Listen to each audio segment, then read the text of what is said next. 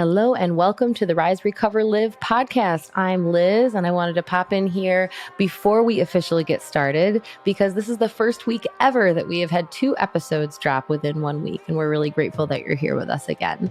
Brittany and Becky are our guests today, and they are incredibly important to me. They are the reason that the Phoenix is here in Tampa, the reason I am sitting here right now, and I couldn't be more excited to share their story with you, and we couldn't wait 1 more minute to do that. So we decided to drop the episode earlier than planned, and we can't wait for you to hear their story. So let's get into the show. And I can't tell you how many times that no one came to the workout except Mom, Seth, and Kim. And I would just cry. I would just cry and cry and cry. But you don't give up because you believe in something. And Mom helped open the door to that supporter and that group of people that maybe they do have a son or daughter, or maybe they have an older parent that's struggling, or a cousin or a friend, but they live a sober life. Like, I never drank before. I never wanted to do that. Well, where is community for them? So Mom was able to be that face for that community. Stories are powerful. Welcome to the Rise, Recover, Live podcast, brought to you by The Phoenix. This is a space where people impacted by substance use can come to share their story of strength and resilience, get open and honest, and inspire hope and build community through shared experience. We'll be talking to people in our community on their own recovery journey and shine a light on the topic of recovery in all its forms. Maybe you'll hear some of your story in theirs. Let's show the world that together we rise, recover, and live. Hello, everybody, and welcome to Rise, Recover, Live, the podcast. We are your hosts, Bryce III. And Liz McKean. And that's the first time we did it that way. We fumbling over each other because we've never done it like that. But thank you to the podcast group for letting us know, because I think that's always a thing that we've kind of struggled around. There was even one point where I would say I'm the host and Liz would say the co-host, but it's if we're both hosts, we're co-hosts, but how do we represent each other as one half of the whole? So we're figuring it out, and such is recovery. And thank you all for your feedback, for letting us know and giving us tips as to how to show up. Appreciate it. Yeah. So today's episode is going to be a very dope one unlike we've ever had before. And I'm excited to have this conversation. How about you, Liz? Oh my gosh, beyond excited. These 2 people, man, I didn't actually let it sink in what a big deal this is until this very moment. And then I just got that moment of am I going to cry? I might actually cry. Oh, tears are always good. I know. Yeah, these 2 people are just some of my favorites in the whole wide world and huge part of my own recovery. In very many ways, pretty much all the ways. I'm not sure I'd be sitting here right now if it wasn't for Brittany. So I'm going to just go ahead and introduce them because I'm leading it up so much that people are going to be like, who the heck are these wonderful people that we want to meet? So today we have Brittany Garner and Becky Miles on the podcast. They are in Tampa here with me. Brittany actually founded the Tampa chapter of the Phoenix, and I just all scared, earliest recovery you could be, walked into a gym one day thinking, maybe I'll try this. Maybe this will be the thing that makes it stick. And Brittany was there and has been part of my journey ever since. And so much of that is why it did stick. So, and Becky is Mom. So Brittany and Becky, welcome. Thank you so much for being here today. I'm so happy to spend time with you. Thank How you. are you? Oh, gosh. That's so emotional, right? I don't think about that. That was years ago, Liz. I know, but it feels like just a minute ago. It does. And look at us now. It's so wild. Look at us now on microphones and everything. I know. It's incredible. Yeah. And I think that's an indication of the ripple effect in action, where, one person's action can turn into so many people's catalysts for, improvement in their lives in different ways. So that's a beautiful thing. I mean, I think we've had that sort of epiphany here on the show before when we had Ryan Hampton on, and we realized that that's where me and Liz met, in person. And so there's always these like full circle moments like, well, if this didn't happen, then this wouldn't have happened, and I would have never met you, and this thing would have never been created. And it's just like a beautiful thing when we're able to look back with the luxury of hindsight to see how all of the dominoes fell. So true. And I mean, sorry, we'll actually let Brittany and Becky talk in a moment. Bryce and I, always have a lot of things to say in the front end. But I think, during this kind of like time and where we are in the world and just, being humans in the world, it's really easy to feel so overwhelmed with, a lot of pain and just so many things that we feel like need to be fixed and a lot of different ideas about how that needs to happen. And, it can lead to feeling really powerless. But it is just like the person in front of you, just the kind word and smile and, those little things, those ripple effects, those, as I call them, starfish moments are the ones that, really do change the world. So with all that said, maybe we should talk to our guests. So first and foremost, Brittany, Becky, how is you all's energy? Today or 6 years right ago? Whatever you want to share. Go ahead. What was the question again? What's your energy? How's our energy? Oh, it's up there. Heck yeah. It's high. Real high. I mean, how could I not be when I've got my daughter back? Are you kidding? It's awesome. 6 years ago, I might not have said that, but yeah, now it's real good. Nor should she have said that. I did not deserve that.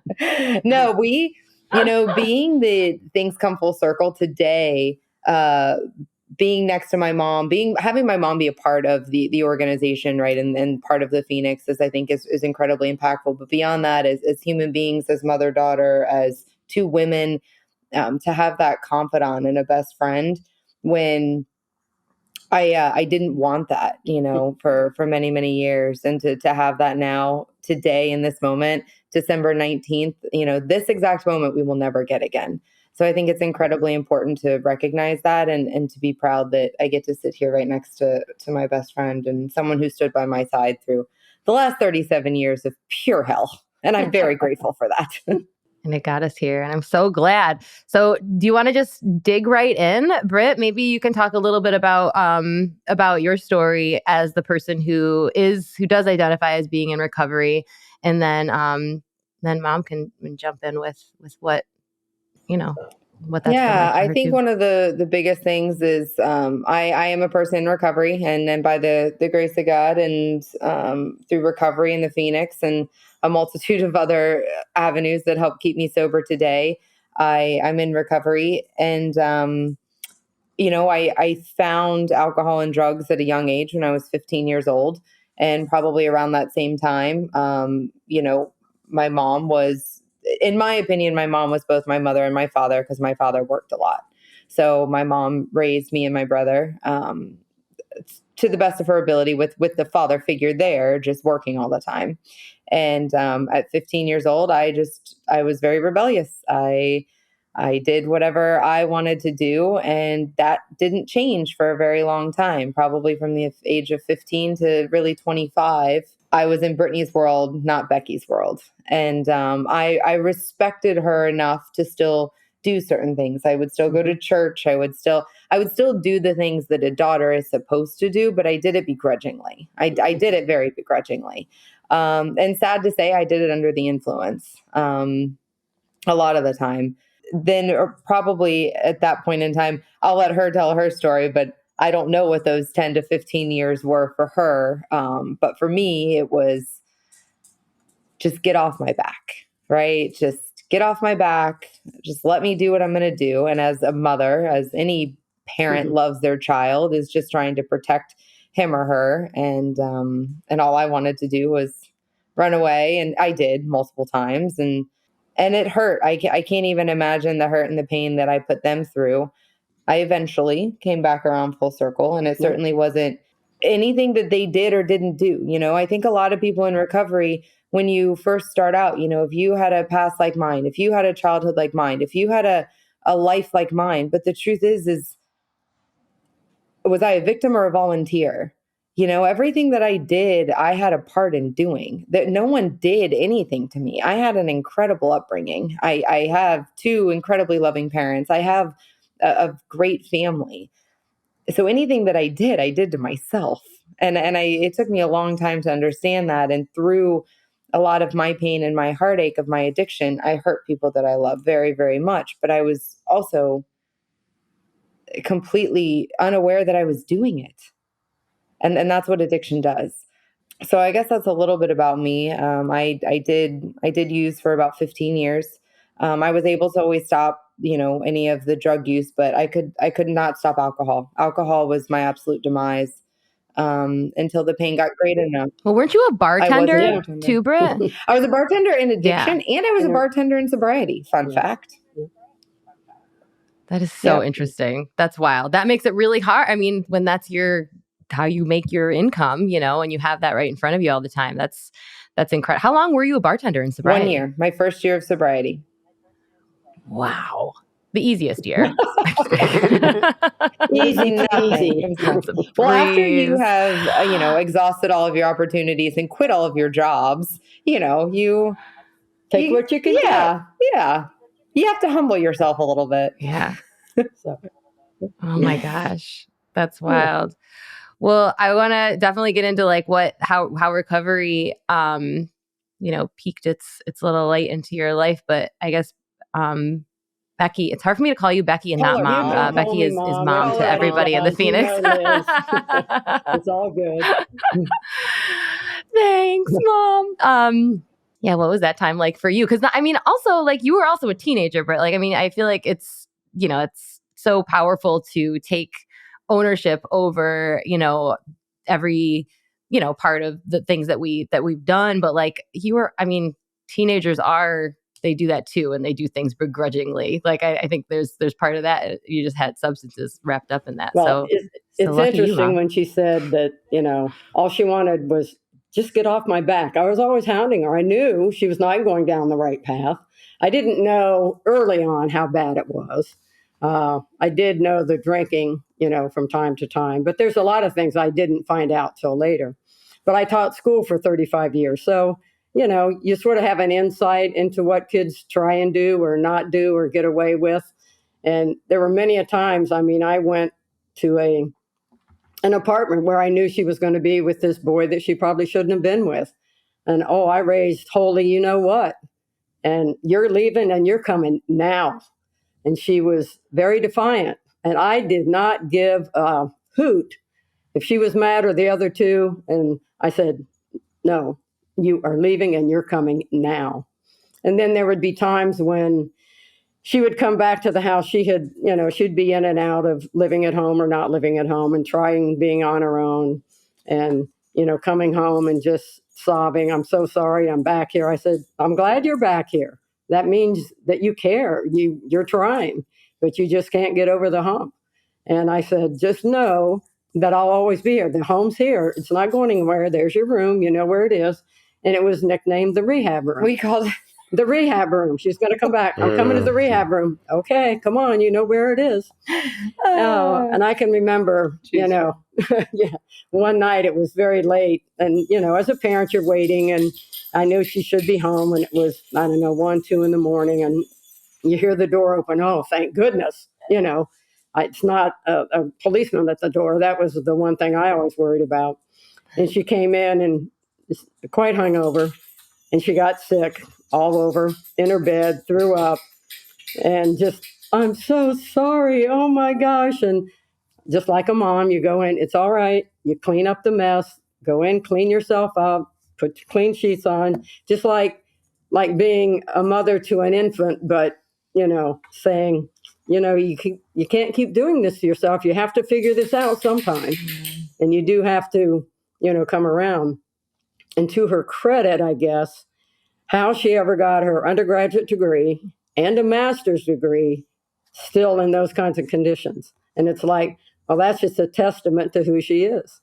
And the fortitude she had to say, well, it hasn't licked me yet, so I'm going to get these 2 things done. And then she hit a low point, and to the point that, okay, now I've got to do something. And to her credit, she did.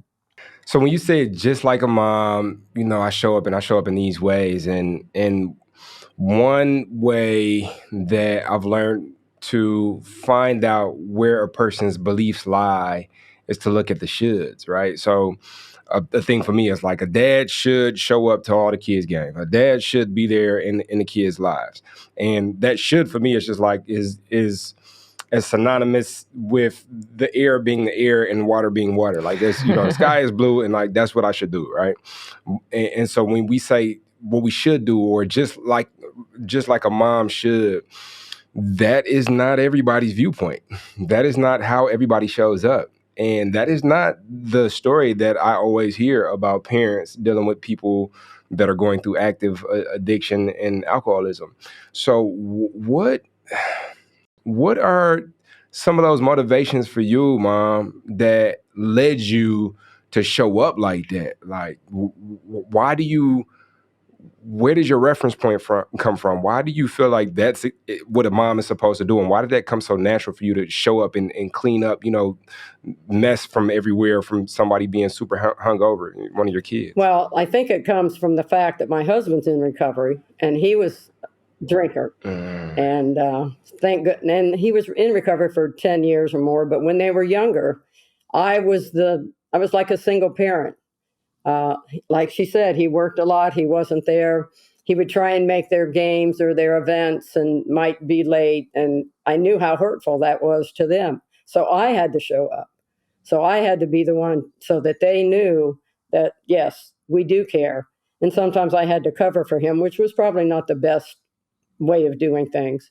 But I just wanted to make sure they knew that somebody would be there. And if it was me, great. If it was him or both, that was fine too. But yes, we had to make that, or I did, because I think that's how I was raised. And both of my parents were drinkers on the weekend, and I know we detested that. And there were 4 kids in our family, and none of us to this day ever thought about drinking. And because it was just, I don't know, we saw some hurtful things ourselves. It's like, well, that's silly. Why would I do that? If that's what you do, and here's how you act after you have drank beer, wine, whatever, then I don't want a part of that. So I guess I sort of learned at an early age, if you will. So I guess I just go into protective mode, Bryce. Protect what you love and what you have. That's it. The only other episode we've done that has had more than one person kind of in the interviewee chair has been the one that when Bryce interviewed me and Billy, my husband. And I feel like some of the similarities I see, and then also in just other folks' stories too, is that we're like the person on the inside, that closest person or closest people, they are the ones cleaning up. They are the ones that are, holding the rehab room and making sometimes hard decisions about whether someone can or can't, come home. And on the outside, often the person who's actively, struggling with addiction is out there getting master's degrees and getting, like the rest of the world. Britt, I feel like this is one of the things that you and I have connected on is that like we were pretty good at hiding it for the rest of the world. Like our inner circle was cleaning up, and was struggling. And like we were able to put on that different face for other folks. And I know there's a lot of conversations out there about, like enabling and things like that. But I'm a big believer in you just love the best that you can, but then you also got to take care of yourself because, you can't give what you're not filling up within your own cup. So I guess all of that is leading up to just wondering like, what did you do to take care of yourself? What did I do? Yeah. I'm so crying. Oh, go ahead. Well, I just had to pour myself to the kids, I guess, because my husband, he was drinking, and I always worried about him. Was he going to come home that night? Would I hear a knock on the door or a siren in the driveway?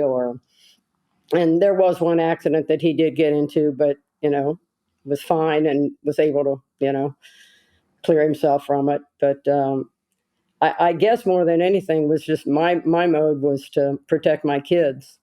And I even left, not too many people know, for a whole year with the kids and left to another state because things didn't change at home. So I'm going to take my children and I still had I did a teaching job somewhere else, and they came with me.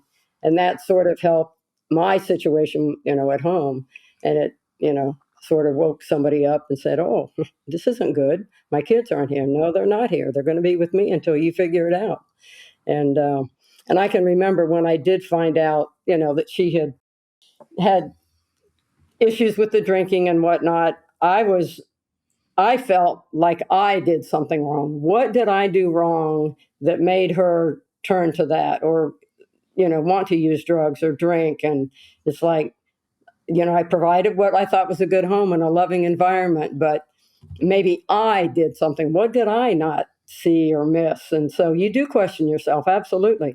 And then it's like, well, maybe it's just something with inherent. It could be hereditary. It could be something on that she got from her dad or saw, or something earlier in her life that went on that I did, maybe know about. So my thing was, if I did something wrong, what could I have changed? And obviously nothing. It was just to be there, whenever she needed, or for both kids, my son too. And that's what we tried to do, or I tried to do. And I think my husband too, when he was able to do that. You also played a lot of golf. Your self-care came from golf. Well, I did. I do play golf a lot, but I'm not running away from them to go play golf, but No, she just takes us with her. Yeah, I did when they were younger. Yeah. We got out of school. We'd either go to Busch Gardens and play in the kiddie thing, and so I'd play 9 holes of golf, and they'd, run out on the course and play in the sand. They thought that was a big sand pile of playing. It's a sand trap on the golf course. It's not. It's okay. Go ahead, play in it. But yeah, I had outlets, but I didn't have to turn to drinking or, drugs or anything. I just, just focus on them and get them through life and cope myself. And she always told me I should go to Al-Anon, which I never did. I said, I think I can do this. And I think I made it. I came out on the other side. We made it. We made it. You're right. It's just such an interesting thing because I think like this is the intersection of two things that don't have a rule book, right? Oh, absolutely. Like, so there's no playbook for parenthood. No, there isn't. And there's no playbook for dealing with somebody going through active alcoholism and addiction. Right. And then you put these two things together, like somebody who is your family, somebody who is your kid going through active alcoholism and addiction. And it's like, yo, like there's really not too much I can do, but especially without a reference point, but to lean upon like my instinctual pulls. Maybe that leads us to find like community that will help us to discover more of what we can do, because then we can kind of feed off of somebody else's experience. But beyond that, like we kind of just got to figure it out. Right. And everybody's circumstance looks different. And everybody is different. You're right. I was, once I knew she was in recovery, I didn't want to admit it to my friends or family, like, yeah, she has a problem. And I think that's the problem with addiction and recovery. It's like a stigma. It's, you look at somebody, she's normal. She's, ears, nose, mouth, everything. But, she's in recovery. Why did she do that? Well, I don't know, and people are going to question. And I was never embarrassed for her, but I didn't want them to look at her any differently than I did, or anybody should look at anybody, because I think there's that stigma, and I probably am guilty. I'm obviously in a different generation than you all. At 74 years old, there's not too many people that have kids late in life as I did, but I think the generational thing might have, I don't know if it worked against us or with us, but we were born or brought up in a different era than what all the social media and all that goes on now, with what they have to deal with. The era that you come from, was there more like what's going on in the house? Let's just keep it on it. Keep it in the house. And let's not let anybody find out about it. She always, like, to her credit, I mean, she always said she would protect me and my brother, and she did that. But she also covered up for my dad, and we didn't talk about it. My brother is James, and we're very close in age. We never knew what was going on. We just knew whatever mom told us, and we believed it because we didn't know any better. And I think she had a lot of her own sort of preconceived notions, right? Like, you love your kid, so like there's nothing wrong with your kid. And I was like, no, I've done some things I'm not proud of. It doesn't mean I'm a bad person. It just means that, I made some bad choices. And, she had to work through that on her own too. And I think another thing is it's probably challenging for, I am an open book. I personally have chosen that I was given a second chance at life, and I don't intend on being quiet about it. But I can't tell you how many times I would tell people like, no, I'm not drinking, or no, I'm sober, but I wasn't, right? And I would go to her crying like, I'm done, Mom, I'm done. And then that weekend or that next day, I'd have a drink in my hand, or I'd call her and she knew the minute that she heard my voice that I was under the influence. And here we go again. And here we go again. So of course she was reluctant to maybe say something to friends because it was the same story over and over and over again. So when is enough enough? And all she would ever say to me is like, why, Brittany? And I didn't have an answer for her because I didn't know, right? I didn't know that I needed community and connection and recovery in a program. I didn't know that addiction was a disease. There were so many things about alcoholism that I didn't know. And then, of course, we kept things under wraps. So I didn't talk to anyone. I didn't talk to her. I didn't know. I didn't know that I could. How did you find out? Like when, because you are, talk about someone who knows that community is important. Dad, to an AA meeting, Dad. So my father found the rooms, 12-step rooms, when I was 18, 19 years old. And he went to a meeting and I went to a meeting with him. And then I said, I am never going to this again. And and then I did my own thing for a long time. And every now and again, my father never pushed the program on me. He stayed sober for about 10 years. So right at the time, y'all, that I could drink with my father, he got sober. Come on. The audacity. No, I'm just kidding. So he really introduced me to the rooms of 12-step. And I had gone in and out.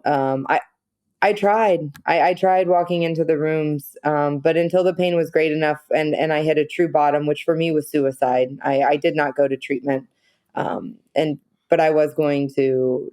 It was bad. I got pretty bad. And I did. I went back to the rooms of 12-step because I knew where to go. And I am forever grateful for my father for, they even talk about you just have to have faith as small as a mustard seed. And I did have that. And that is a testament to the family and the upbringing that I did have. And my father and I are both sober today, and I'm very grateful for that. And I think he still has all of his chips from, and he was a chip man in some of the meetings, and he'd, do the chip stuff. So, and I was telling him, I said, Robbie, you know what Brittany's going through. I don't. So you are the one that needs to help guide her. I've been watching them and taking care of them, but you have got to bring her through this or help guide her through this. And I think for the most part, he did help some of that. We're working on it. Yeah. We're still a work in progress. Yeah. All families, right? Yeah. I think that's one of the biggest things and why I'm so glad to do a mother-daughter thing is addiction is not one person. It is a whole family. The choices that I made, the decisions that I made, it didn't just impact me. It impacted every single person in my family. And if you talk to my brother, he would share a different story than what mom has and what my dad has. Addiction is not about the person. It's about everybody. And so at the Phoenix, we're not just one person recovering. We're a whole family. We're a whole community recovering because I can't do this by myself. Once I finally truly came clean and I did work the 12 steps, and I made an amends, and I told her everything. And she didn't want to hear it. Crap. Not everything, but goodness. And then it's and then we finally started rebuilding our relationship, and she tells me how much pain it was, right? I don't know those things. I don't think about those things, but there's so much pain in families that are struggling. But there is opportunity, and when you get to a bottom, the only way is up. So it has to come from inside, but it can also come from the support and love of a family. That's it. And you don't get to choose your family. But you do have, if you don't have an immediate family member that is close-knit, you can build that community family, right? And that's what we do. So. And that's what you did. And I have that, I certainly have that. And now. to have her as my best friend. I literally look like her. We do everything. I call her every day. It's a problem, y'all. It's a problem. I know. We don't do moderation, even with calls to mom. And I knew I'd cry, so. And I get so passionate about it because it's life, right? It's life. It's that to me, it's a new lease on life, not only for me, but for her, and more for her, because at her age, she has the rest of her life. And me, hopefully 20 more years. Oh, but who knows? Better, sister. You're not going anywhere. I keep trying, but there comes a day in all of our lives that we don't get to choose. Yeah. I should have brought this thing I wrote. It was really, I just came back from Phoenix, and we were flying into Phoenix from San Antonio, and the clouds were just amazing. They were endless and just awesome looking. And I sort of started thinking about my mortality. And then we dropped down under the clouds, and I say, this is in life. We don't get to choose how long we're here or when it'll end. But then we drive down, go below the clouds, and then you see the ground, and you say, oh, there's solid ground. We just have to stand on it. How long are we going to be on this solid ground? There's humps and bumps in it. You have to navigate it. And how you navigate is what you're going to be remembered for here on this earth and beyond. So to me, that was like, well, that's what life's all about. I had to call her because I was flying on my birthday, actually, and I thought of that but on the plane, but I didn't have pen and paper, and I had to try and remember in my brain, okay, here's what I'm thinking. Now I got to jot that down the next morning. So I called her because there's a 2-hour time difference, and I read it, and she goes, oh, that's awesome. And of course, it's not in front of me, so I don't remember exactly what it was, but just, I don't know. I think of things like that, and I don't know if people do. I don't know, do people really realize we're put on this earth for such a short time? Make the best of it, And when she was in her addiction, it's like, gosh, why are you doing this? You're too good of a person. You're too smart. You're too this or that. But I couldn't help her get to the finish line, but I was there when she was there. I was running alongside. She just didn't know it. That's all. True story. True story. I think it's such a beautiful thing that, like how you said, like being here, like finding something to stand on, being present. Right.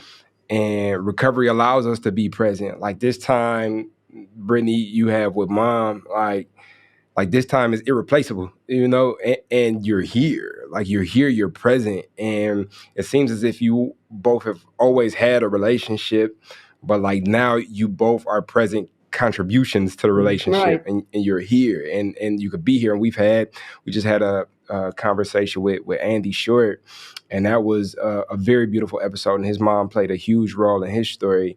And I was brought to tears because I'm a mama's boy. Like this, I don't know what's going on. I'm about to call my mom when we get off of this call. It's like a lot of signs lately, right?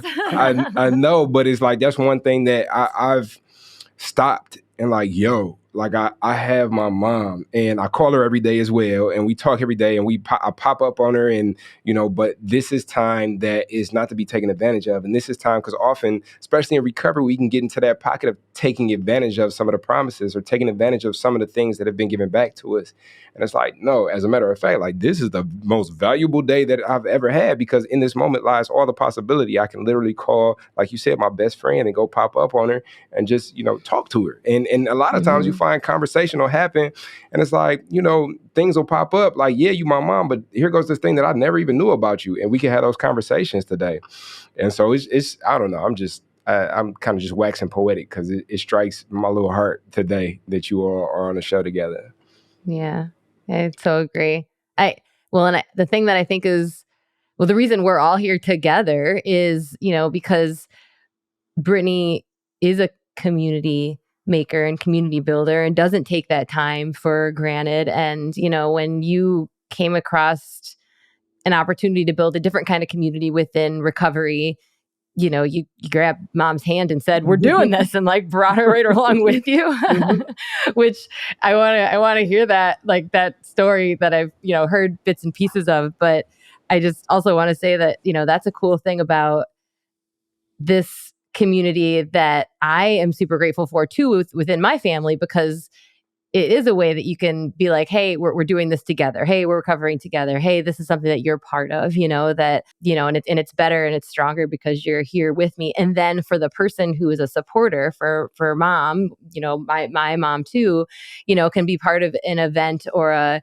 conversation or a workout or whatever that, she can look around and be like, oh, you're not, my family's not the only one. I'm not the only mom here. I'm not the, my daughter's not the only, person who had this thing that we too didn't tell anybody about, because how, this, like, there was just shame around it. Britt, how did you bring Phoenix to Florida? How did you do the thing that honestly is, my life is what it is because of that work that you did. So please tell us how that happened. I did not do anything, right? I am just a vehicle and a vessel, and I'm grateful for that. Agree to disagree. I was in corporate America. Well, I was bartending, and then I went back into corporate America, and I was pretty early in my recovery journey, and Phoenix had not been heard of anywhere in the Southeast back then. This was around early 2018, maybe late 2017. But yeah, probably late 2017. And I wasn't in a good place. I don't have the mentality for a corporate lifestyle. It's just not my jam. I was on a good career path, but I was at work one day just stumbling upon YouTube and watching TED Talks, and I saw Scott's TED Talk. And if you haven't seen Scott Strode's TED Talk, it's pretty phenomenal, and I would encourage you to watch it. And everything in me said I needed to be a part of this. And so I knocked on the doors of the Phoenix until they answered. I literally annoyed Phoenix until they said, yes, you can do and back then these were activation teams. They weren't, remote chapters or anything like that.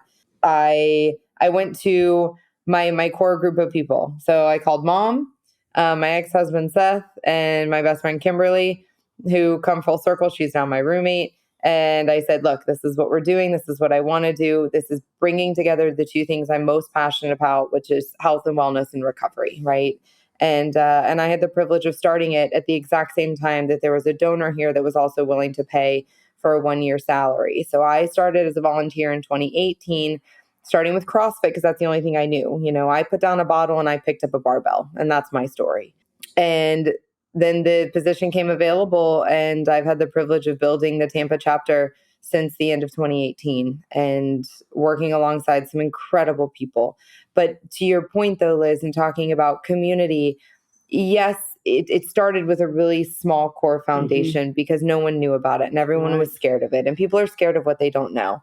And I can't tell you how many times that no one came to the workout except Mom, Seth, and Kim. And I would just cry. I would just cry and cry and cry. But you don't give up because you believe in something. And Mom helped open the door to that supporter and that group of people that maybe they do have a son or daughter, or maybe they have an older parent that's struggling, or a cousin or a friend, but they live a sober life. Like, I never drank before. I never wanted to do that. Well, where is community for them? So Mom was able to be that face for that community. And she shared even of her own, preconceived notions, prejudices, if you will. Like, there are people that she found coming to CrossFit. She was 70, 72, 73 doing CrossFit, which anyone can do CrossFit. Just want a public disclaimer there. She would look at these people and she's like, I never thought I'd get to talk to them, or like, they're just not people that you talk to. Maybe they have a neck tattoo, or, maybe they have a certain vibe or a swag to them. And they're just maybe some people that she wouldn't vibe with. And then she gets to know them and hears their stories. And it's shifted her perception of people in recovery, or people trying to live a sober life. Recovery is what you want to call it, right? And it's just brought this whole new sense of life and vibrancy to the community. And it happens in every chapter. Tampa is not unique. It's just I happen to live here, right? But it's happening all across the country and international. And it is so cool to be a part of that transformation that we get to do that. I don't have to do anything. I get to do this every day. And that is so, so cool. Agreed. So I love that you brought up the supporters, because I think that there's, to one person in recovery is an entire community around them that needs support too. That's so true. And it does take that bridge, like that person who is a bridge, who shows up first, is like, no, I do belong here and you belong here too. And like, it's better because we're here. I know the first time I, invited my parents to a Phoenix event, they're like, oh, we don't want to take up somebody's spot, and it was like, no, this is only you can fill this spot. And more spots open up because you're here. With every single person who walks through, whether it's the door of a gym or into a yoga class in a park or into the Zoom room for a virtual, event or whatever it is. And honestly, it's not even limited just to Phoenix. There's so many other organizations and opportunities and communities like that. When you raise your hand and say, yeah, I'm part of this, the more people feel more welcome because of you and the unique thing that you bring to it. So that's what the two of you did together. And that saved my life. So I can't, there's not even enough words to say how meaningful it is that you brought this Liz, here. do you remember the dance thing that we did down on the Riverwalk with Tim? Yeah. I mean, that is not anything I would ever have done. And then you guys convinced me to go out there, and I made a fool of myself and thought, what the heck? If it helps others, do it. So we did. Oh my gosh. I wonder if we can link it some way into the show notes. We can. We'll find it. At the very least, Bryce is going to see it. Gosh, it was like, we were still, I don't even know if things were really shut down. I don't know. For whatever reason, I decided during the pandemic, I was like some kind of tech person that was incorrect. And that I was going to figure out how to like put videos together. And I had done little things. And so to just promote something with Phoenix, the handful of us went to some park and made up some crazy story that for whatever reason within the story, everybody had to dance in different locations, find each other and then dance together. And then at the end, everyone like ran together in a field and did a dance right in the middle. And Mom dancing was probably the best thing that's ever happened in my entire life. That was, oh my God. It was fun. Yeah, we're going to have to make sure the world needs to know. It was amazing. I wouldn't necessarily call it dance. I was just moving around, but it was fun nonetheless, Bryce. It was priceless. Let's put it that way. And there's so many different themes kind of just running throughout all this, like whether it be the power of community and connectivity, whether it be the power of enlarging our family, whether it be the power of seeing somebody lead as an example and knowing that I belong in this space too because I'm there, or the power of showing up and doing something that I would have never have done if it wasn't for somebody else doing it. And this is just, really and truly like the beginning, right? So where do you all see your relationship moving forward, as well as where do you all see the Phoenix in Florida moving forward, and the Phoenix in general moving forward? So one of the cool things is my father, he's just a homebody. Let's just call it what it is. And Mom and I are not. So this year we went to Buffalo, New York, and we went over to Canada and we saw Niagara Falls. And next year we're going to do, or maybe not next year, maybe 2024, but we're going to do a European cruise, like a Mediterranean cruise. And we're just going to start traveling, like for mom and daughter, like spending time. And if they want to come, they can come. If they don't, they don't. Like, we're done waiting. No offense. She's not getting any younger. That's no offense. True. Trust. Are you sure? We all age, and it's gonna, Mentally, she's getting younger. Physically, she's not. And then I think, there's things I want to write our story. I want to put our story down on paper, like truly write it, because I do think that there's a lot of help that can be had. And then as far as Phoenix goes, just keep doing the thing, right? Like, it's not about the hundreds and thousands of people that you reach. It's about the one story. It's about the Liz McKean. It's about the Becky Miles. It's about the one person, right? The starfish. I don't know. I believe that there is something far greater that's happening and is going to continue to happen. I just have to keep showing up, and I don't intend on stopping. So I'll be ready for whatever it is. And I think just stay open to possibilities, because I think it also shows up in so many different ways too, and just to know that there's possibilities that are endless and they're everywhere. And just be excited for that and always stay open-minded to what can be next. So I don't have an answer for you, but I'm really excited for what it will be. I think I can relate it to, like, in teaching, you teach certain classes, or you have that one kid or a few that you just can't reach. But then by the end of the year, it's like the light bulb comes on and it's like, There they I've are. affected one child. Yay, that's a success. Do we have to have hundreds? Sure, that'd be better. But one is better than none. And I can remember going to Tampa Pride well before the Phoenix was getting started. And I went with Brittany and Bobby.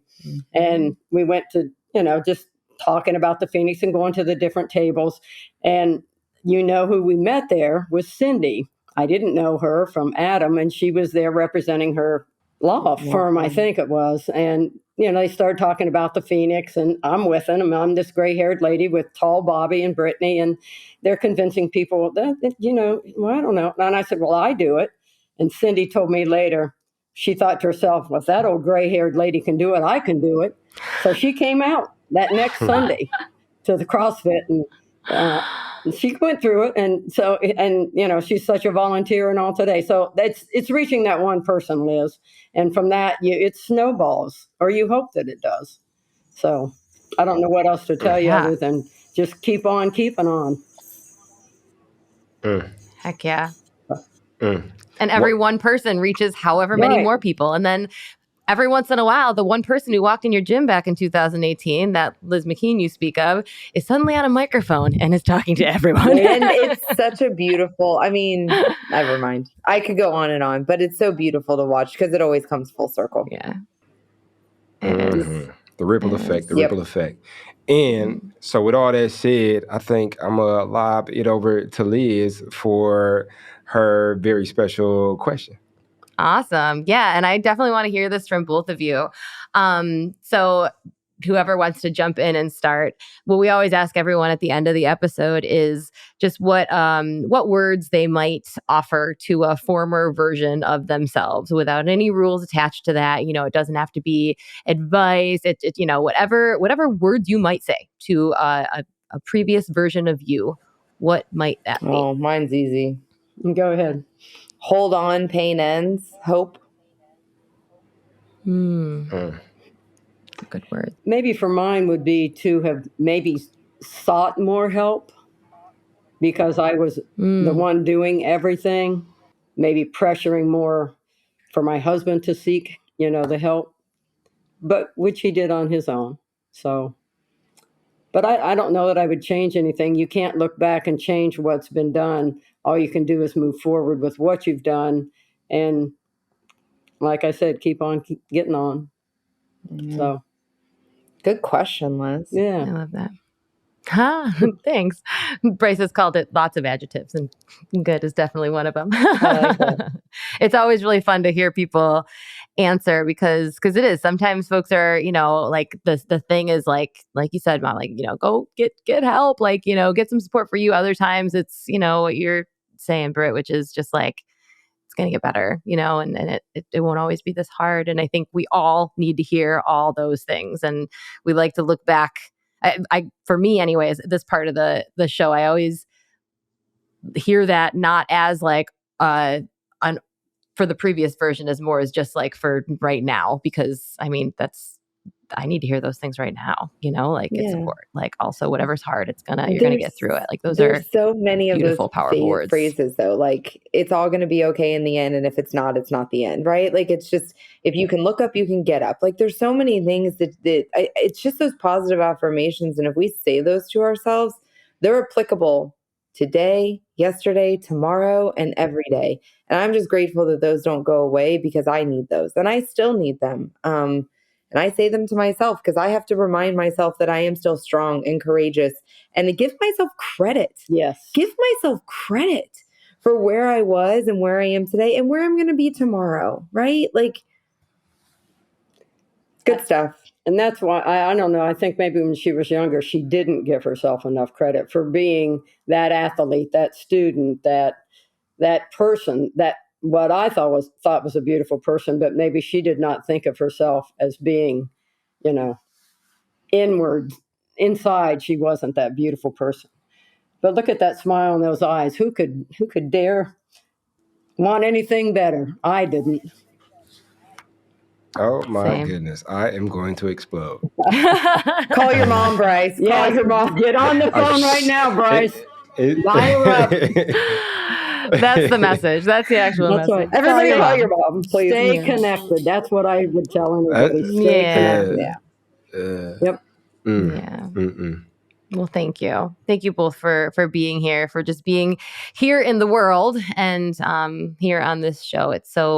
It's just like the honor of my life and just such a delight to be able to spend time with you and then to share you with the world, because that's a light that needs to shine really far and really bright. Well, it was our pleasure as well. And Yeah. let's hope everybody can maybe gain a little something from our story, or anybody's story for that matter. Yeah. So, I believe it. And eventually they'll be able to read it in the book. Yep. Oh, there you go. True. Love you guys. Amazing. Thank you. Thank you. Love you. Thank you. And thank you, everybody who's listening. Thank you for tuning in and being part of this, because you are part of this. And we hope that you're able to join us every week. We have got an episode every Tuesday. So hit that subscribe button wherever you are if you haven't already. If you'd be so kind to rate and review on whatever podcast application you're on, that's really helpful. It really does let the show grow. So do that if you'd like. And if you could send this episode to somebody, what a nice thing to do for somebody. What a nice thing to do for yourself to listen. And come talk to us too. Where can they do that, Bryce? Oh, they could definitely come find us in the Phoenix app in the podcast group. So once you download the Phoenix app, where all of the Phoenix programming is, you can pop in and we have these different groups in there. So we have music, we have plants, we have pets, we have all type of groups. Come and pop in the plants group and come holler at me and show me your plants. And then after that, come to the podcast group and holler at me and Liz. That's how you can directly talk to us, give us suggestions, tell us what you like, what you hate. Although you probably shouldn't hate anything. I don't hate anything, but that's a personal preference. So what you dislike. And then let's just start this conversation. This is our show, and we want to continue to grow, develop, and evolve with you. So come holler at us, and I hope to talk to you soon. Heck yeah. All right. Well, thanks, everybody. We will see you next time. So now you're excited. Bryce, Liz, how do I get involved with the Phoenix? Well, my friend, it is super simple. We actually have an app.